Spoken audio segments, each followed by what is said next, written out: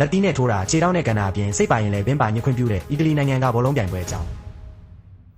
ကဲချိုစတိုရီကိုဆိုတဲ့ပွဲကြီးကို16ရာစုကတည်းကအီတလီနိုင်ငံဖလောရစ်မြို့မှာစတင်ကျင်းပခဲ့တာဖြစ်ပြီးယနေ့ထိနှစ်စဉ်ဇွန်လရောက်တိုင်းမြို့လေကရင်ပြင်ကြီးကိုတဲကွင်းဖြစ်ပြောင်းလဲပြီးကစားကြတာဖြစ်ပါတယ်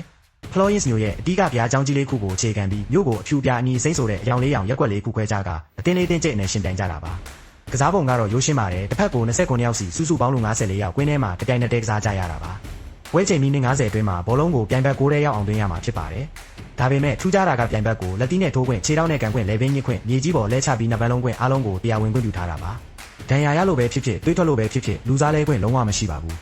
ဒီလောက်သက်အနေရများတဲ့ပွဲရဲ့စုချင်းငွေကဒေါ်လာတန်ပေါင်းများစွာမဟုတ်ပါဘူးနိုင်ရတဲ့အသင်းဟာအီတလီနွားတကောင်ကိုပဲစုအဖြစ်ရရှိမှာပါကစားသမားတွေဟာငွေကြေးအတွက်မဟုတ်ပဲသူတို့ရဲ့သမိုင်းစင်လာရက်ွက်ကုန်တိတ်ခါနဲ့ရိုးရာတလေးအတွက်အသက်နဲ့ရင်းပြီးကစားကြတာဖြစ်ပါတယ်ပြိုင်ပွဲတွေမှာရက်ွက်လိုက်ပြင်းပြင်းထန်ထန်ပြိုင်ဆိုင်ကြပေမဲ့ပြိုင်ပွဲပြီးသွားရင်တော့အညိုတေးတွေမထားကြပဲဖလောရစ်သားဆိုတဲ့ခေါင်းစဉ်အောက်မှာတစိတ်တဝမ်းနဲ့ပြန်ဖြစ်သွားကြတာပါဒီပွဲကြီးဟာအလွန်မင်းကျန်းဖက်ပြီးတွေးထွက်တန်ရုံဖြစ်တတ်တာကြောင့်ခေတ်ဆက်ဆက်မှာပိတ်ပစ်ဖို့ဝေဖန်နှောင်းဆိုမှုတွေရှိခဲ့ဘူးပေမဲ့ဒီပွဲဟာသမိုင်းဝင်ရိုးရာအမွေအနှစ်ဖြစ်ခြင်းစီးမြင့်တင်များဖြင့်အသက်အန္တရာယ်မရှိအောင်ထိန်းချုပ်ထားခြင်းနဲ့ကဘာလဲခီးသွားတွေကိုဆွဲဆောင်နိုင်ခြင်းတို့ကြောင့်ယနေ့ထိဆက်လက်ကျင်းပနေစေဖြစ်ပါတယ်ဘော်ဒါတို့ရောဒီလိုပဲပဲနဲ့ထိုးချစ်ကန်ရတဲ့ဘောလုံးပွဲမျိုးကိုဝန်ခံကျင်ကြလာဆွေးနွေးပေးပါအောင်